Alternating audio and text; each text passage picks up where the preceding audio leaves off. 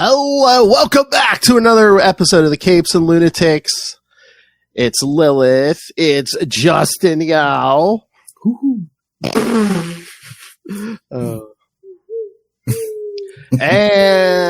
it's Kristen. And it's me, the Podfather himself, Phil. How's everyone doing? Good. All right, so hopefully when you listen back to this yesterday, you'll enjoy this time travel episode. So, yes, we're going to talk some of our favorite time travel things or just ones we wanted to bring up. So, all right. Timey-wimey. All right. So, I don't know. Where should we begin? I was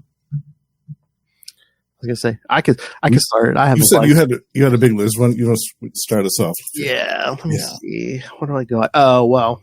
Of course, we should.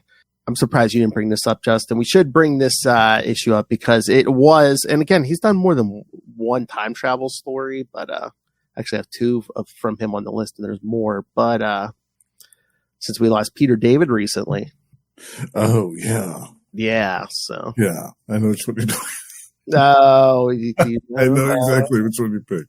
Okay, yeah, because he did like at least two from his Captain Marvel runs, which I have one of those on the list. But wait, what do I do? I'm not paying attention. All right, there we go. All right, so yeah, I'm going to open up, of course, with Hulk: Future Imperfect, classic. Where, for those of you who don't know, yes.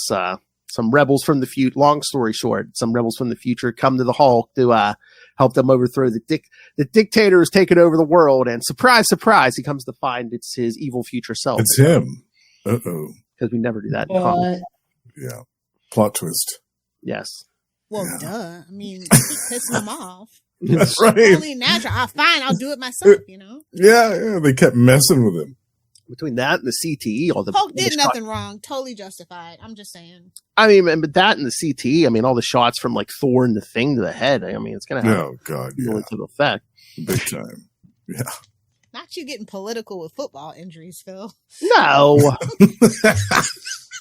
And of course, I mean, again, the great Peter David and art by George Perez. I mean, come on. Oh, my God, yeah. And the artwork is some of his best. It's so good. Mm-hmm. Yeah, it's tremendous. You know, they should have kept the gray look. I'm just saying. It does something for somebody somewhere, I'm sure. I love the gray Hulk. Yeah, me too. Big fan of that. That's what really got me when I heard Peter David passed away. I was like, no more Joe Fixit. I know. Stories by Peter David. Yeah, because nobody can write it. Touch it. Like, nobody can write it like him. Yeah, nobody can write Joe Fixit like him. Like, I would love a Joe Fixit. I would have loved a Joe Fixit story in Modern Vegas because Modern Vegas is crumbling very terribly right now. It's like literally the casinos are like all slapped with. It's like 6 of the major casinos that got slapped with money laundering and like AML like scandals and stuff like that. Oh wow! Letting actual known bookies work in the casino. It's really bad in Vegas. It's going back to like the 60s, and I'm like, maybe I should move back to Vegas. As a Raiders fan, I mean, it's a great place to be. Lots of desert to bury things in, love. Exactly. You know the vibes. Oh my Lord.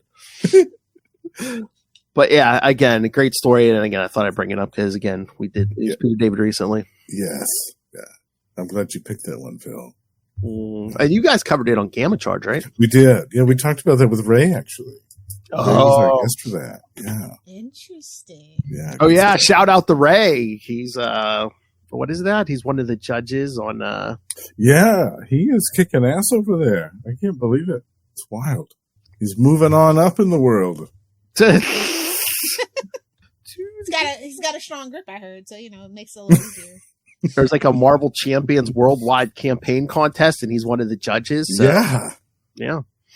I love it. I told him. I said, "See, it's still not going to make Finn love Batman any less." Ray, hate to break it to you.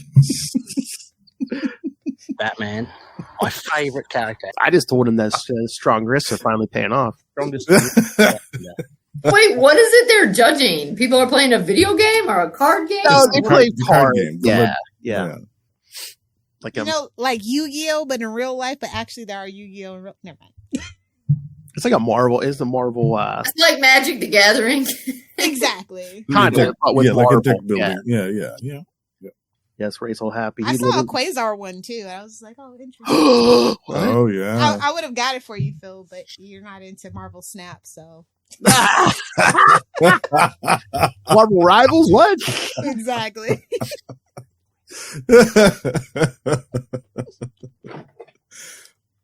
All right, now who's next? Who wants to speak on time travel? Lilith? Oh, okay. I guess I kind of did something from everything, like TVs, books, comics. So I'll start Oh, with the nice. comic All stuff. right. Let me pull up my visual. Talk about Oh. Paper Girls by Brian K. Vaughan. And friend to the show, Cliff Shane. Oh, yes. Art by him, and it's from Image Comics. They actually had a TV show on Amazon Prime. It only got one season, and I felt like it really didn't capture the comics as well. But basically, it's about a story of 4 12-year-old newspaper delivery girls set in this suburb of Cleveland, Ohio. You might like that, Kristen. And it starts off as one morning, they're the morning after Halloween, Devil's Night, all that stuff. It's just a mess. Mm. And on top of that, there's this invasion from a mysterious force, and they get caught up in these two warring factions of time travelers and get whisked away. And they're just trying to get home. Classics. Cool. It's basically like Sliders, but 12-year-old girls. Yeah. Nice. And they didn't do it. They didn't do it to themselves. That sounds cool. Yeah, I really like this comic. It was a shame when it came to an end, but Brian likes to move on to new things. How long does it go for? Show, and I think that it's a pretty good TV show for an Amazon Prime original. With like teenage girls as leads, if you know where I'm going with that. Like, they actually did give it a pretty decent budget, so it just didn't really. But I didn't even know about this till like 3 years after, so I'm the target audience, and clearly they didn't do a good marketing. I was just casually scrolling through Prime one day, and I was like, "What the heck? Surely not based on the." Oh, it is. Nobody told me. Amazon, your algorithm is bad. How long did the comic go for? Oh, geez, I want to say it was 4 volumes. Oh, nice. Okay.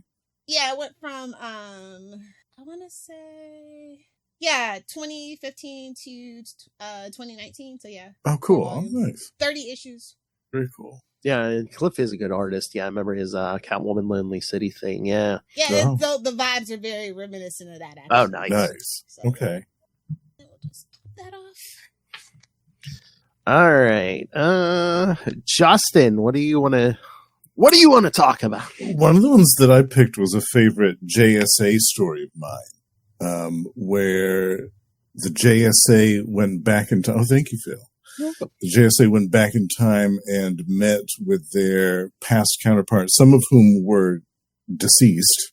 So it added a little bit of extra emotional gravitas to the story. But it was nice. I loved it. I thought it was really well done. Because a lot of these time travel stories, especially going back to the 50s, can be kind of clumsy. But I thought this was done really well. I felt like this story could have even been longer. I remember thinking, it's only 5-issue story. I thought it was going to be like a whole big year-long epic event. But yeah, it was good. And we got that beautiful Alex Ross 2-part cover. Look at that. Mm-hmm. It's gorgeous. Yeah, it's funny when you mentioned this one, and it's been a while since I read this. I was like, that was only 5. I was like, okay, yeah, well, yeah, it felt like it was longer, didn't it? Yeah. Mm-hmm. Yeah. Although I was looking on the app, I think there might have been like a line wide, like a company crossover coming up. So it was. Oh yeah, probably. Yeah. Yeah. Because I was like, I could have seen that going at least 6. Mm-hmm. Yeah, it was a good one. Mm-hmm. Yeah, it was back in the time. Don't pay attention to JSA a lot of time, unfortunately. Yeah, this title didn't get as much love as it should have, but this story especially set in the 50s when superheroes were. That's when America was the greatest. So like, right? Yeah, on board with that. Yeah, we get to see the underside of that, which was cool. Yeah, well, Trump wants to take us back to the Gilded Age, which is more of the 1800s. The 1890s. So, just depends on the audience you're going for. Right? Yeah. I mean, time travel just works with the JSA because they've been around so long. So it's like, we go back to the beginnings of the JSA or, 10 years in. Yeah. And it was interesting that they picked the 50s instead of the obvious choice, which would have been going back to the 40s and World War II when they were, slugging it out with Hitler and all that stuff. But they chose the 50s when all the heroes were kind of exiled and persona non grata everywhere. I like that. It was interesting. It was an interesting choice for that story. I always feel like half the time, like when someone in DC universe time travels back far enough that like they should go back to the pre-crisis DC universe and be like, I don't remember any of this. Wait, what is this? They don't have the balls to remind everybody of when it was good. Wait, there was a Batman and Superman on the JSA? What?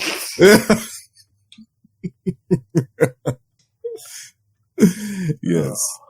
Kids today, they don't know, man. I know. Nope. All right, Kristen, you want to do yours? Okay, yeah, I only picked one because I was supposed to be like my favorite. So, but when you see it, you'll know why she picked this. So. Are you bringing it up, or do I need to? Yep, there we go. Oh, nice. All right. Awesome. So, oh my god, mine Comico. is Johnny Quest.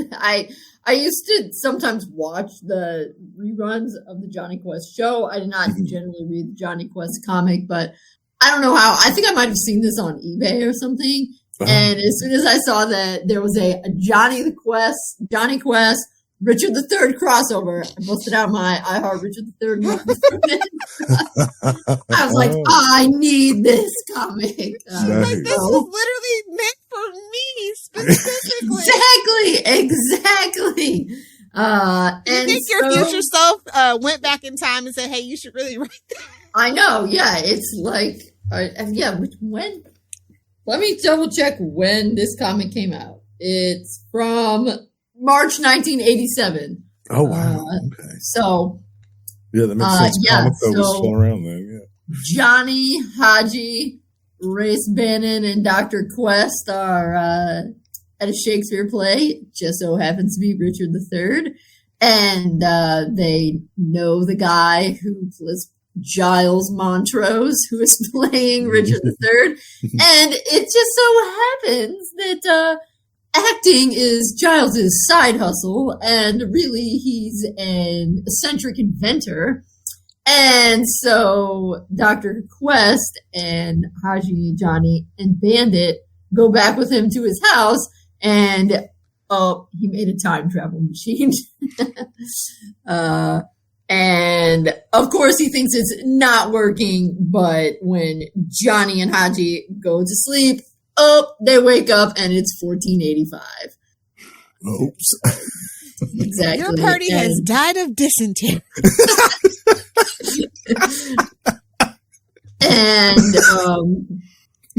And they see that Giles Montrose's great, however many that is, ancestor is involved in some shenanigans against Richard III. And so, they don't know because they don't. It's not like there's a sign when they wake up that's like, yo, it's 1485. So they just see these guys that are like, oh yeah, let's give this poison to the king. And Johnny's like, oh, yes, that's bad. So he somehow he has a medieval hitchhiking adventure. He ends up in London, warns Richard III, and then they become bros for a day.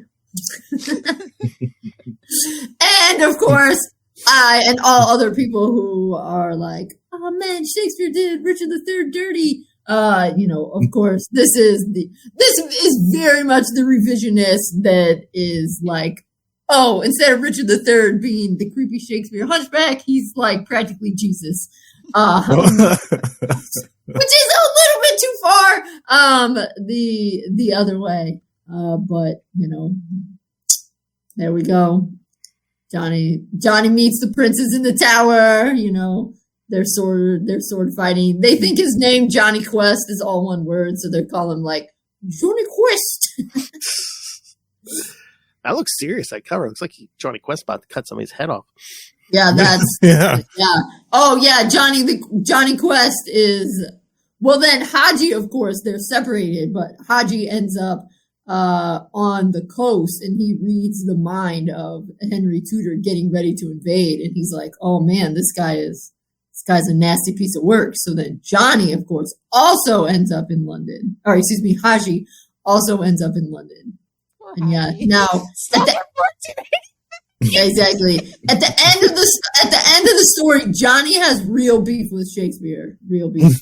He didn't have to live under the rule. Yeah, no, the whole thing. Yeah. So there you go. And it's oh yeah, and the back's even pretty dramatic. Oh. Oh, wow. They don't make them like this anymore. No, they don't. No. So yes. Good old Comico, man.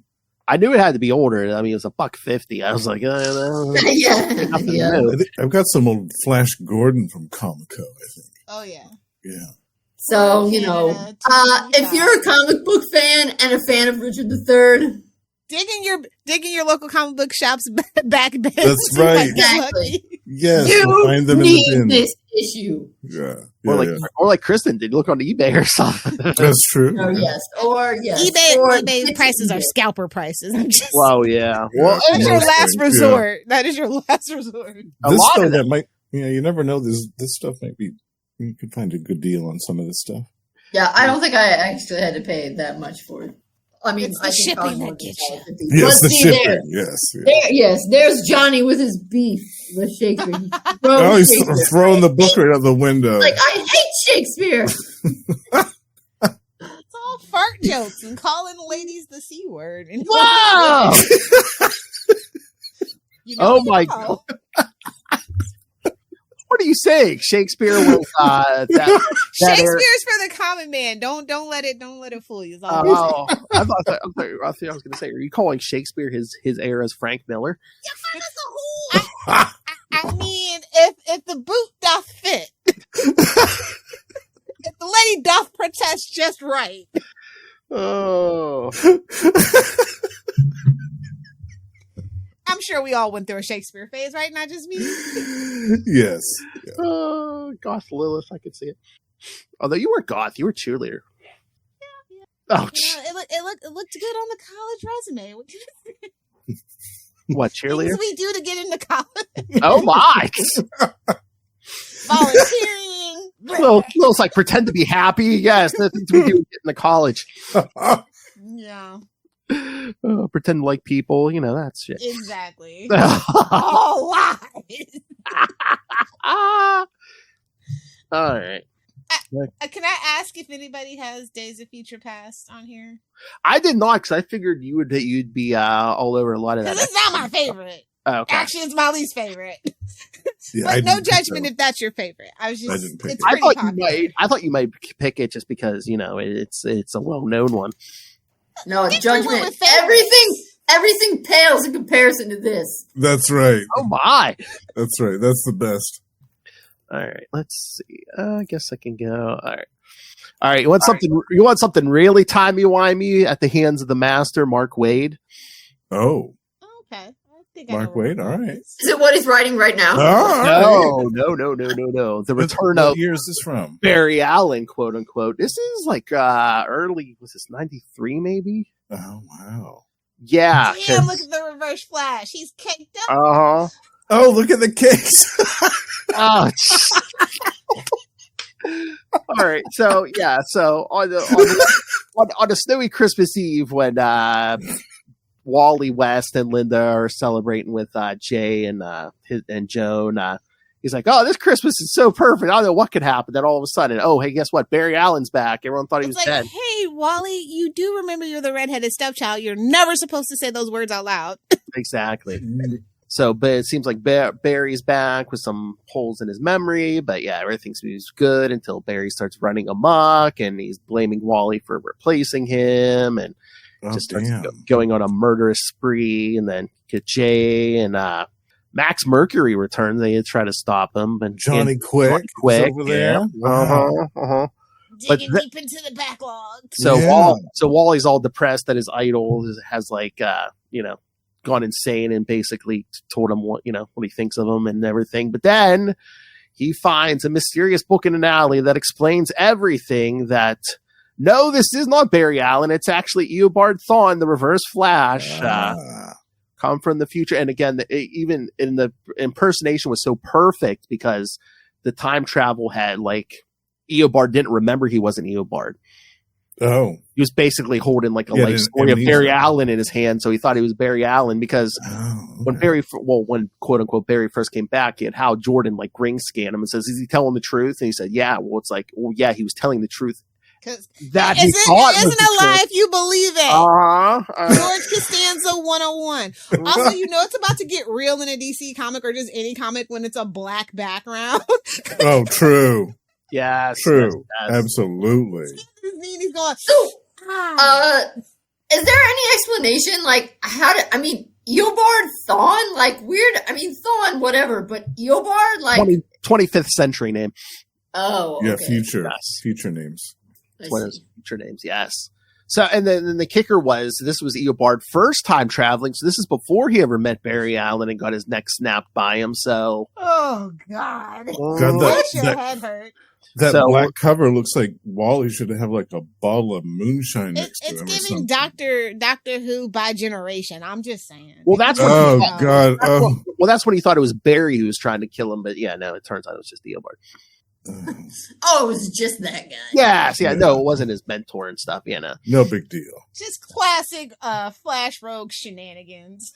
Yeah. How did Jay Garrick do in this? Did he fare well, or did he get stomped on? He did well, but again, he was an older gentleman, so yeah. Well, it's hard keeping up that stamina when you're over 40. It is. That's why I'm hoping he did well. But he did well. Him and Max Mercury and Johnny Quick tried to team up and take him down, but yeah. I think everyone was kind of pulling their punches at first. They thought it was Barry. Yeah. Well, yeah. Yeah, because I think for years, I think this was 92 or 93, everyone, ever since Crisis, when are they bringing Barry back? And Mark Waid tricked everyone, made him think he did. Real cruel. I know. Who did the art on that, Phil? I can't read that. That is LaRoque, yeah. Oh, Greg LaRoque? Okay. Yeah. Yeah, he's making Reverse Flash all caked up on that cover. Well, I don't know if that's a LaRoque cover on that last one there. Because some of those covers, I swear, that doesn't look like different people. Okay, yeah. Again, I'm sure you're enjoying the cake, but it's I don't know that last issue. He's I don't know if I like that cover. Bro. I don't like that cover, man. It's like who drew this, Jim Lee? What's going on? What'd you say? I said, who drew this, Jim Lee? Jim Lee. Mark Silvestri. I thought you were going to say Rob Liefeld. I was going to say those look like human feet. Oh my Lord! There's wings on the side of Reverse Flash's head. Jeez. Yeah. It's giving Batman pointy arrow. Very much, totally. Batman, my favorite character. The chance is never zero. Yeah, he could pick up some serious radio waves with those. Yeah. It's so funny. Wally has had a radio built into those at times, so. Yeah, that makes sense, yeah. No, half the time I think he just uses Speed Force energy to make his suit sometimes. All right, Lilith, what you got? I guess we'll go. I'm going to do a movie. Oh. Okay. It's one of my favorite time travel movies. It's a sci-fi romantic sci. They don't make them like this anymore. I think it's one of the last ones that actually made. They're really good. It's from 2013. Starring Rachel McAdams, and it's a really funny story. And it's mostly British people. So if you're not in your Anglophile era, don't bother with this. Yeah. It's a little rough. It's about a summer that a guy finds out that it's basically time traveling is a hereditary gene, and that he could actually go back in his past and change things for better or for worse. And it's a love story, obviously. So he's he doesn't really do a great job on their first meeting, so he keeps doing it so he gets it right. And towards the end, I don't want to spoil it, but it's something about his father, and he wants his kid to be able to meet his father, things like that. So it's really cute and charming, I think. So, romantic Doctor Who, British people, time traveling. Okay.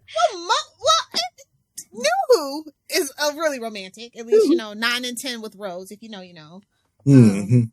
And that episode, but with everybody the skips 9. fireplace. Like, you never should skip 9 if you like the Rose love. I don't understand. Like I'm a hooligan. I know about classic old Who. I don't really care for it. Like, where my whole like knowledge, encyclopedia knowledge starts with number 9. Mm-hmm. Well, technically 8, but we all know it was basically a miniseries. Yeah, 8 was robbed. Yeah. Oh, yeah. So robbed. 8 was robbed. Nobody was watching it though. Yeah. Which one was David? Which one was David Tennant? 10. That's 10. He's 10. That's how you always remember David Tennant. 10. Oh. Yeah. And then Tenny, and now 14. he's... When are they going to do that, though? They did the whole bi-generation thing, and they said they had a spinoff for him and Donna. I'm still waiting on it. Yeah. I mean, I'm excited about it, but the bi-generation thing really pissed me off. Yeah. They kind of cut off Cuddy. So. Yeah. There's a lot of things about these last couple of years that get on my goat, but we won't go there, because I just watched that finale last night and I'm still peeved about it. Yeah. I didn't even watch Doctor Who. I just know how to trigger Lilith's OCD. Doctor Who's a whole journey. Like, it is. Like, it's like Star Trek. You have to have a healthy respect for the original, but basically where you start is where you start, and that's what really forms your opinion of the franchise as a whole. Absolutely. Yeah, and you can pick and choose what you like. You don't have to like the old stuff. You don't like the new stuff. You can just pick and choose what you like about it. It's cool. You got 60 years worth of stuff to choose from. That's quite a bit. Yeah. So you're going to have to bite the bullet one day. I know. It just seems very daunting because there's so much of it. You can always start at New Who from 2009 That's right. with 9. That's where I tell everybody to start. And then, like, if you really like it and you want to really get into the weeds of things, or like you don't understand things, yes, there's plenty of like books, comics, and you can watch audio the old stuff too. But the books really explain it better, I think, than because I feel like old Who, because it's so old, it's very much like the original series of Star Trek. It's a slog to get through. Yeah, like some of it, like the classic 4 actors in 2 sets and 1 scar. And plus, they were doing them back in the days of serials where it was every week. So a lot of times they were doing rewrites the last minute, and they had to pad these stories out. And so they just had people running around and get locked up in jail 2 or 3 times an episode. And you could tell that they were just stalling for time to make it through another week. Yeah, it's a different era. Yeah. You know what else, Phil? There's this great thing called Wikipedia that would probably fill you in on. That's true. Or Whopedia. It helps, but you really have to watch. Yeah, it's better if you watch it. And there's a company too that I give a lot of money to every year called Big Finish, and they employ a lot of the actors from the classic series from 50, 60 years ago who are still doing the voices of their characters to this day and still sound amazing. Oh, that's cool. And it's great. Yeah, it's almost like they took some of the older scripts from older years and kind of brought them to life with these new sound effects and music and stuff. It's cool. Wait a minute. I just realized Phil set a Charlie trap for me. How dare you? I didn't know we had that much time to fill. You had a Charlie trap. Oh, my. All right. Justin, you want to do your other one? Oh, yes. My other, I picked a couple of Iron Man stories. A couple of classics. You know exactly where this is going, love. Doom Quest. The original and the sequel. Yes. David Michelinie and Bob Layton weaving some masterful tales of mayhem. And Kristen, you would probably be interested in this as well. They go back to the time of King Arthur and hang out with him for a little bit. In the original story. Yeah. And in the sequel, they go forward to the future where things are. And still team up with King Arthur and Merlin. Right. And we meet a villainous Iron Man in the future, and a very different Doctor Doom in the future as well. It's cool. I love both of these. They're so wild, and the fact that they tied the second one into Acts of Vengeance was so funny in retrospect. Like I still laugh whenever I see that. I don't see how. Yes. Yeah, I know. Yeah, they had to put that on there though. They had to do it. But yeah, it's so funny. It's the same writer, but it's like 100 issues apart, like the first one and the second one. Yeah. The same artist, yeah. Yeah, because they left and then came back, yes. Yeah. Yeah, you don't break up a winning team. But yeah, I always loved stories too when Doctor Doom and Iron Man duke it out. I always love those. I feel like there aren't enough of those stories. Oh, yeah. And both of these are good ones. And I believe I pointed it out to you before, but it seems like Michelini loves to bring in Doom and on issues that end in 50, because again, he shows up in Amazing Spider-Man 350, so. And he wrote that one. Yeah. He wrote that one too, yeah. Who's a big threat for issue 50 for an issue 50? I know Doom. We need Dr. Doom. Yeah. Oh. All right. So, all right. Kristen, unless you want to mention something, I'll swing back around. I'm good. You don't have a favorite time travel book or movie, TV show? Nope. That's I right. mean, to be honest, many times it's like, I'll be real, I only like this one because it's pro Richard III. Like sometimes there's always things to nitpick with the with the time travel stuff. So I mean, I don't mind it. As a historian, there's timeless. So. Yeah, I mean, I find it funny in the comics when, back in the golden age when like Bruce and Dick would go to that professor and he had that time travel thing and they would just bebop around through time. That was pretty hilarious. And it's also even funnier when Grant Morrison tried to make every Batman story count. So he was like, "Oh yeah, I need that 50s stuff when they time traveled or fought aliens or anything." Yeah, this is them getting high or something. Like, don't be pointing fingers. You point one finger, you got 3 pointing back at yourself. All right, but you know what? All right, I can springboard off Justin's pick there, because again, time travel story and the first appearance of, yes, we already mentioned him, Dr. Doom. All right. Where Doom captures the Invisible, well, she was the Invisible Girl back then, and sends the other 3 back in time to get Blackbeard's treasure. That's right, that Blackbeard thing. Oh my god, yeah. And then it turns out while Ben Grimm's disguised, he is Blackbeard. Ben Grimm is the Blackbeard of legend. I thought he was wearing a big ass black beard, but I'm like, no one otherwise realizes. It was scurvy. They thought it was scurvy. To say nothing of his weight busting through beer. For the love of God, put the lime in the beer. Say nothing through his weight busting through the floorboards of that boat.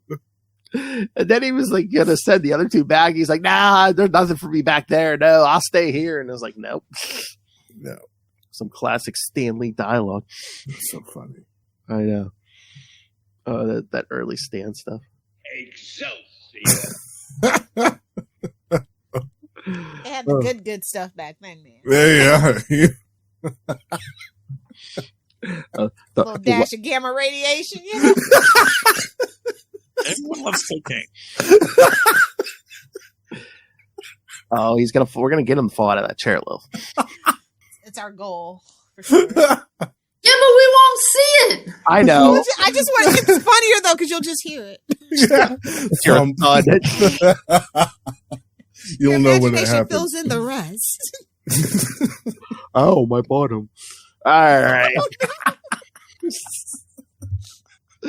All right, Justin. No, Lilith. Okay, I'll talk about a book. It's called Rant. It's by the guy that wrote Fight Club, the book that the movie is based on. Oh, okay. And you should read the book. If you've never read the book is, especially if Marla is your favorite character, gotta read that Fight Club book. So Rant is, the full name of it is An Oral Biography of Buster Casey. This came out in like 2007, and it's supposed to be like a 3-book series. I don't think he actually ever finished it, as he's prone to do, but it's presented as a series of interviews which people recall their experience with a man called Rant, and he can like allegedly move through time. It's interesting. You just kind of have to go with it. It's he's known for like satire and horror and like like what modern men were going through in like the late 90s, early 2000s. Was like a Gen X guy. So like it's just kind of like really fascinating. If you like Fight Club, you'll probably like this. Okay. What if you don't like Fight Club because you think they're a bunch of whiny dudes? Nope, you won't like it. But, well, I mean, like I said, if you read the book is superior and it has a better take than the director of the movie did. The movie tapped into something that Gen X guys were going through, so like I totally get why like it blew up. It also was like in the vein of like Office Space, I hate my job, I hate my life in the 90s, which was like literally peak time to be alive, you crybabies. Don't you wish you had the 90s now? So like it was like a whole thing with that whole type of movie. So I totally get if you think they're whiny babies, but it tapped into something. I mean, it's all right. All right, Justin, you have anything else you want to mention, or? I mentioned on one of the previous episodes there was a Netflix show that I really liked called Dark, which was a German show, and that is one of the coolest time travel things I've ever seen. It's so cool. You never knew where it was going. If you did, you're a liar. Yeah, I know, right? The writers knew where it was going. I know, yeah. And it surprised me constantly, and it was wild. I've never seen anything like it. I was like, are they friends with Chris Claremont? I don't know. Right. What'd you say it was on? Netflix. On Netflix. But I think it's, 3 seasons, Lilith? Was it? Yep. 3? Yeah. But excellent show. I can't recommend that enough. Oh, wait. There was a really cute show back in, like, I want to say 2011. This is the dinosaur one with the guy from freaking Avatar. Does anybody know what I'm talking about? Dinosaur. I have to look it up. No. Terra Nova. No. I think I've heard it. It came of on Fox. It was really cute. It was about them time. They went back. It was like an alternate timeline, so they weren't actually like altering their actual future and stuff. And it had dinosaurs, and it was a family show, and it's really cute, and it should have had another season. I would like an alternate timeline. We're living in the darkest timeline, sister. Yeah. That's why we want an alternate one. Something jumped us over.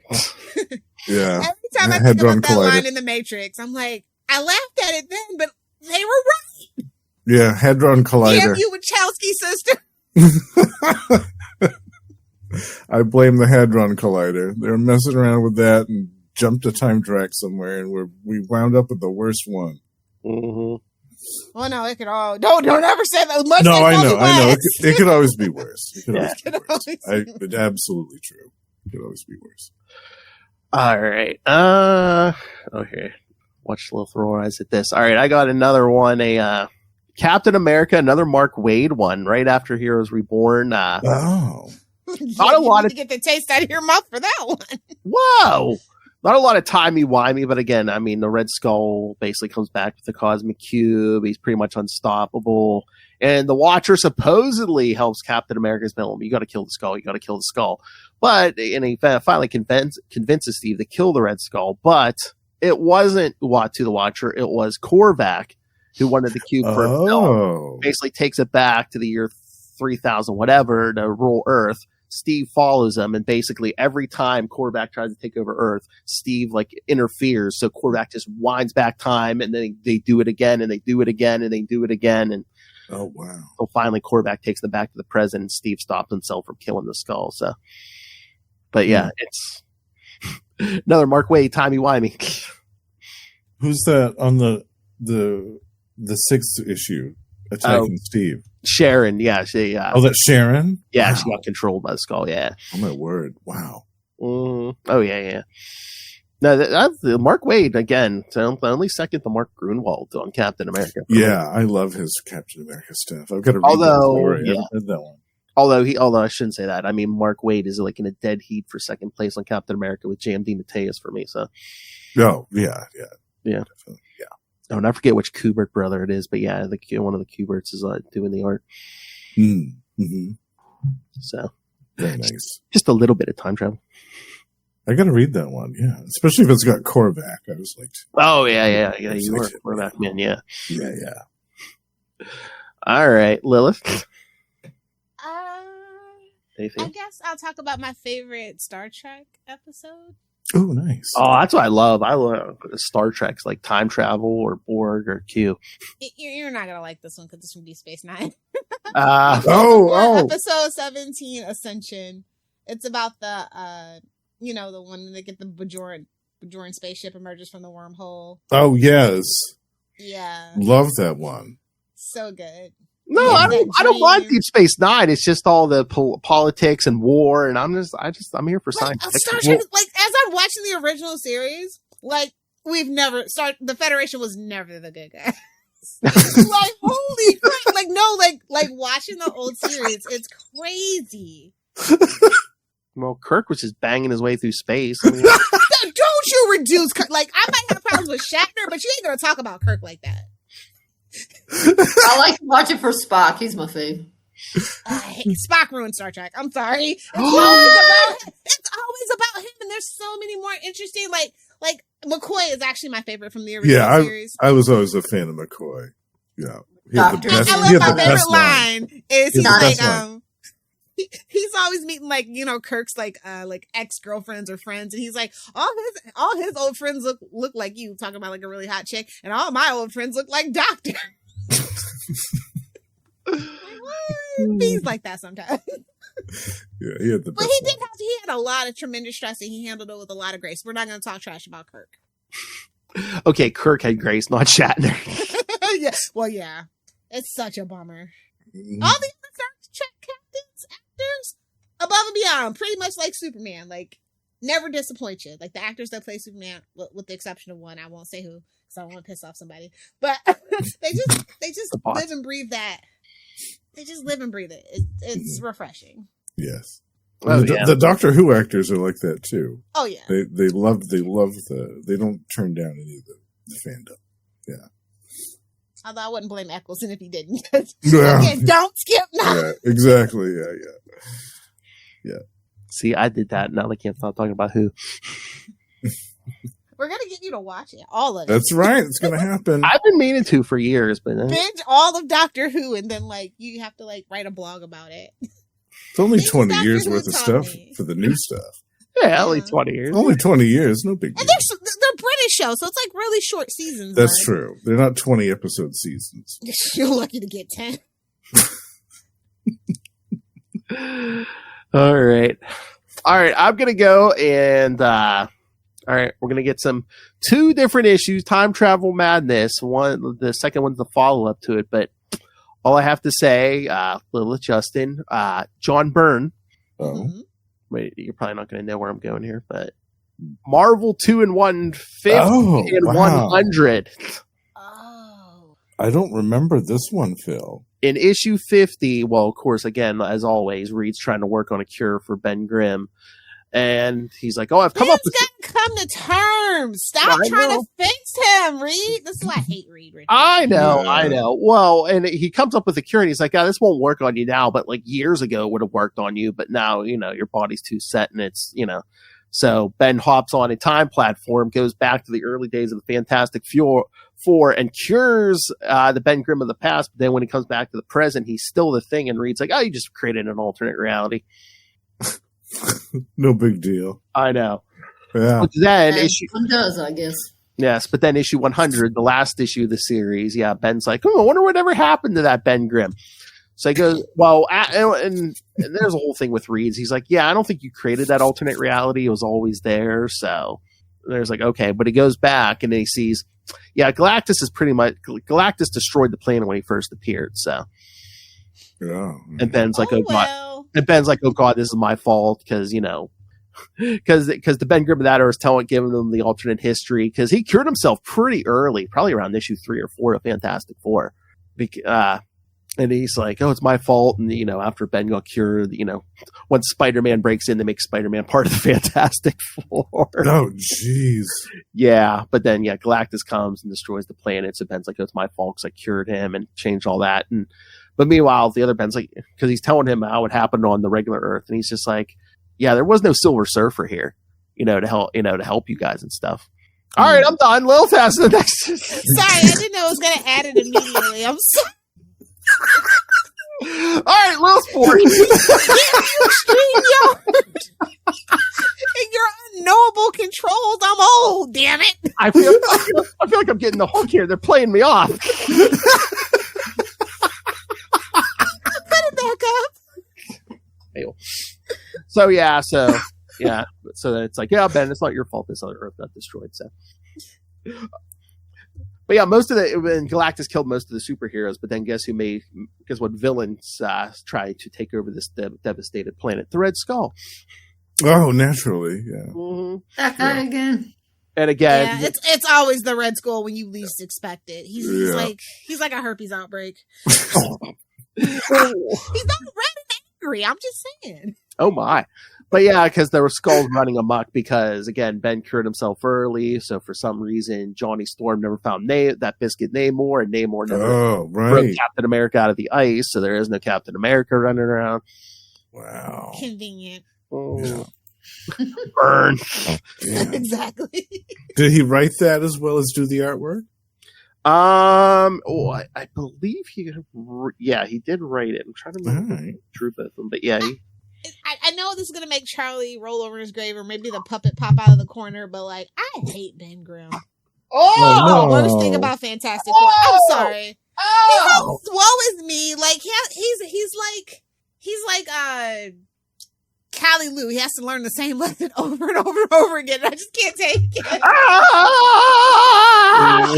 Yeah, when he's doing the sad woe is me Hunchback on Notre Dame thing, yeah. I mean, modern Ben Grimm is good. When he's in a good place in his life, though, that's great stuff. Yeah, that's great. But like most stuff that I've read, it's a slog. I mean, he seems happy now in the present stuff because he's married to Alicia and they have 2 alien kids. They finally stopped making him the whipping boy. And it's just like, bro, yeah.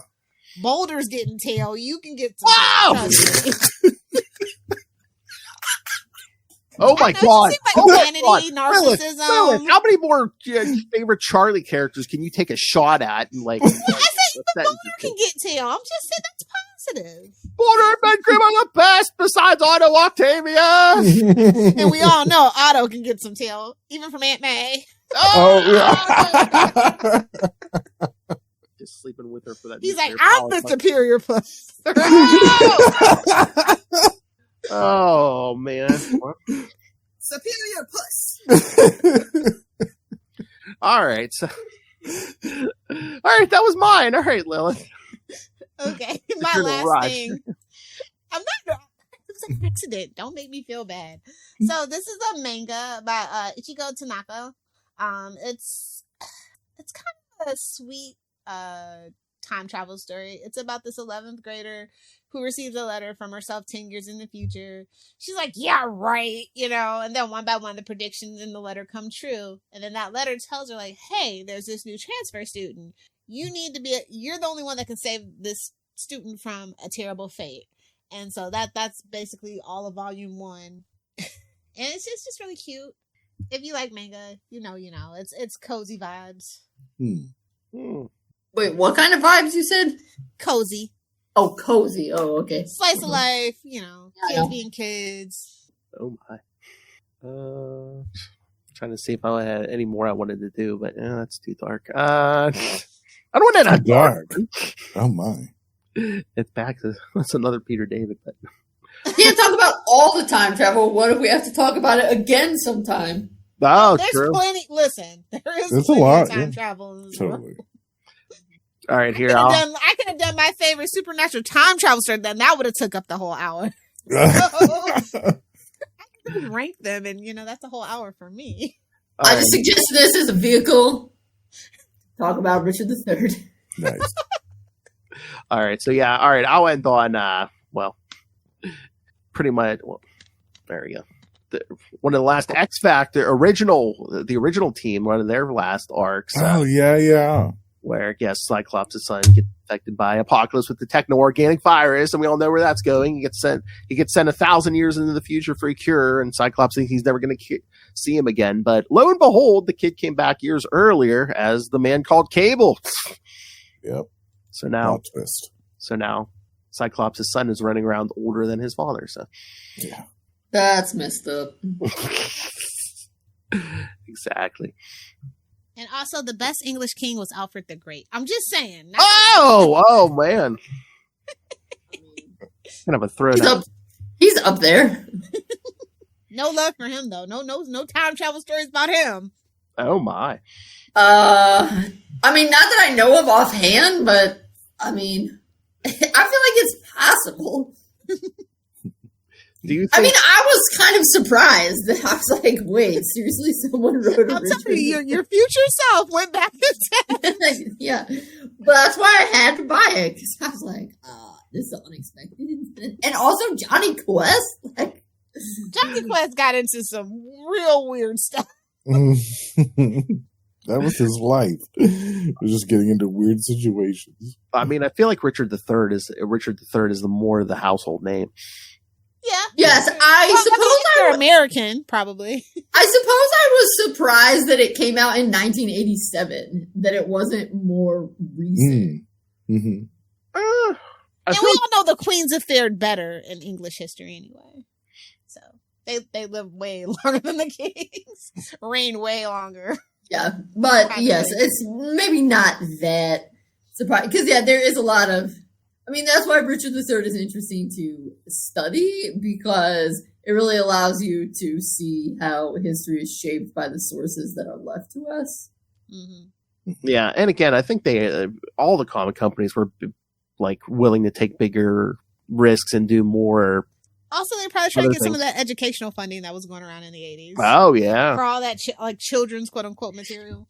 Mm. But Alfred the Great, everyone's pretty much like, yeah, he was great. That's why we call him Alfred the Great. So, there you go. There's no sexy TV show like The Tudors about him. That's my whole point. Oh my. And the Tudors are my least favorite historical family. All right. Do we want to vote on what we do next episode? Oh, you're going to pretend like it's a democracy? Because we're on camera? Democracy? No. I'm fine with whatever. Whatever. I'm fine with whatever. Okay. What choices do we have? I sent the list out of all the ideas everyone except Lilith put out. So. But I want to know, why did the paper sometimes say false and sometimes say true on it? Yeah, I was wondering about that. The spreadsheet I have, it has like boxes you can check mark, and I don't know when I copied it, why it just put true and false, but that's so funny. Marks. Yeah. Yeah. Like I put a check mark next to this one because we're doing this. So. It's true. Well, I haven't submitted it yet to the listing, but I feel like anytime we can't think of something, we should just go with like, okay, what month is it that we're doing? Pick that month, and then somebody pick a random year, and you have to find a comic from that month and year that you want to talk about. Yeah. I like that idea. So, like, if it's going to be next time, it's June. So, like, what year? What year do people want? Gotta spin a wheel, Phil. Oh, yeah. I like that idea. And that is a gift that keeps on giving. We can do that all the time. Yep. Okay, let's do that next time. Or we could also do one, but then we would be revealing our ages. That has to be, pick a cool comic from the month you were born. Oh, yeah. Month and year you were born? Yeah. Month and year. I have so many good ones. They're Oh. all Batman related too, probably. Oh. I mean, yeah, I actually don't know which one. Well, wait, I suppose we have to do, would it be ones that came out, or would we say cover date? Because that can be cover tricky. date. Cover date. Yeah, because cover date's easier. Yeah. Right.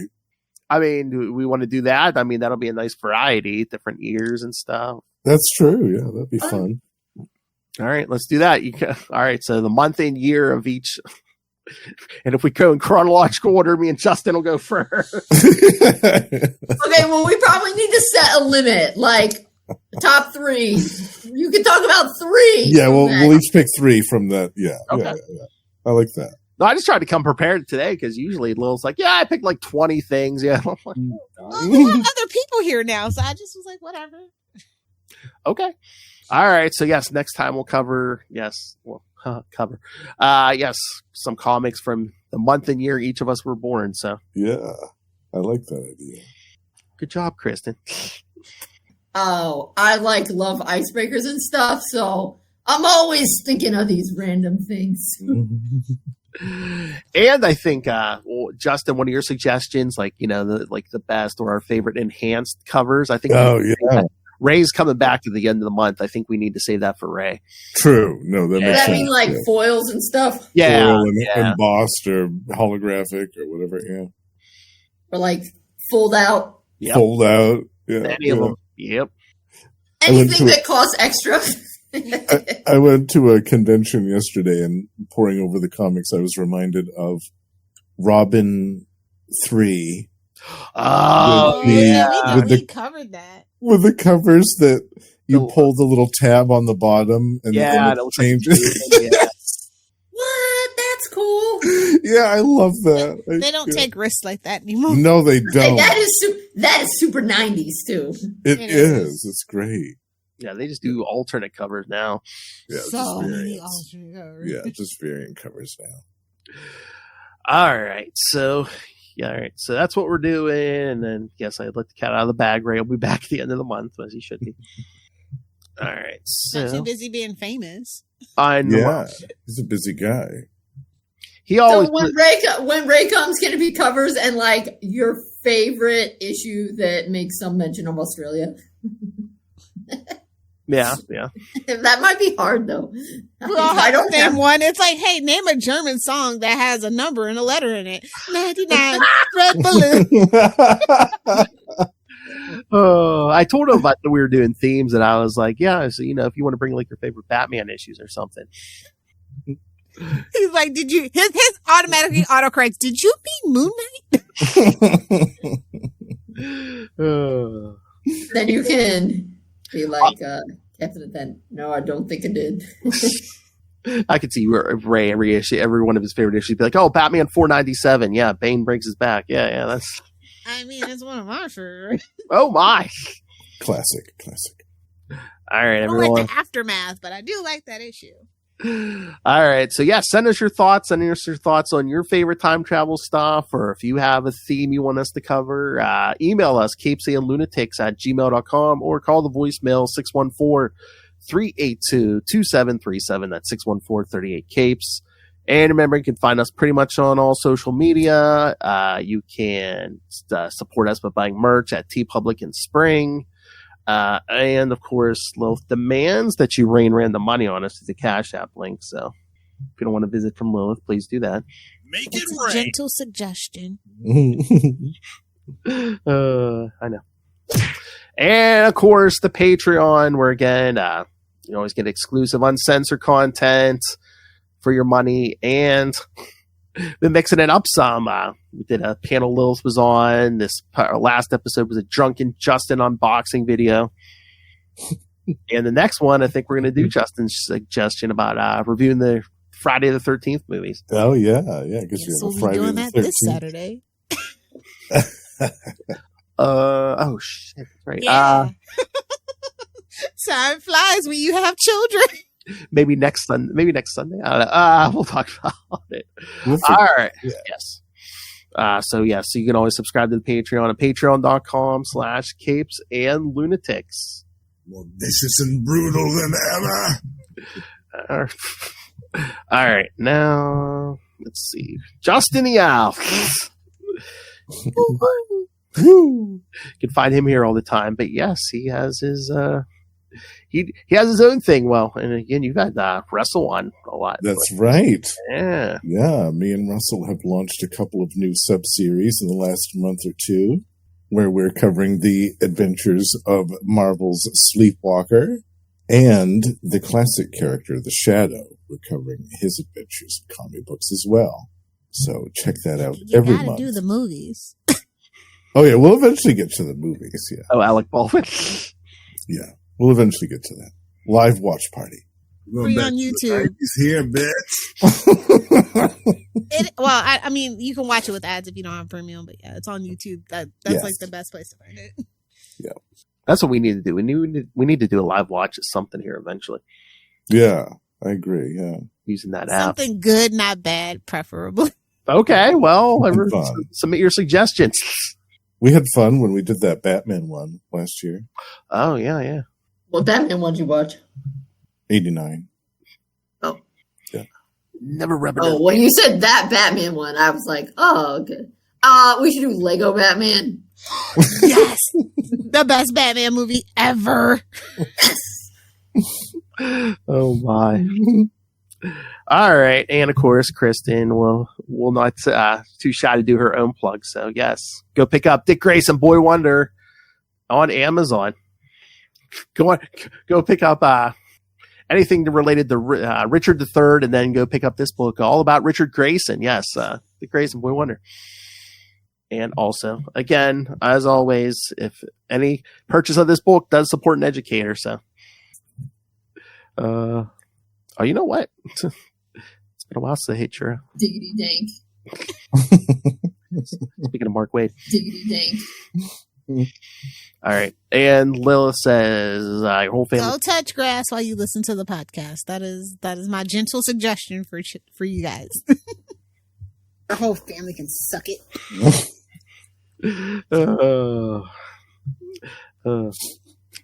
wonder if my wrist is ready for that. Words never uttered by Ray. So,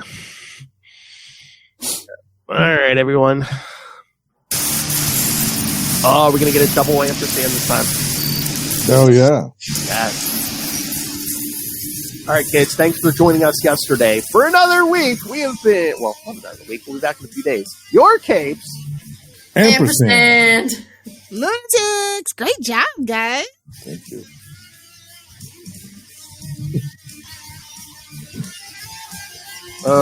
So yeah, next time we'll cover comics from this month and year each host was born. So Your limit is 3, Phil. I know. I thought I had to keep up with you. I was just looking at the ones from the month I was born, and I found the Fantastic Four one, and you guys are going to laugh when you see this cover. Oh, I can't wait. Amazing. Well, yeah, it's always 3 because, you know, we always talk about like it's the Trinity, Father, Son, and Holy Spirit. That's right. Always 3. The power of 3. Amen.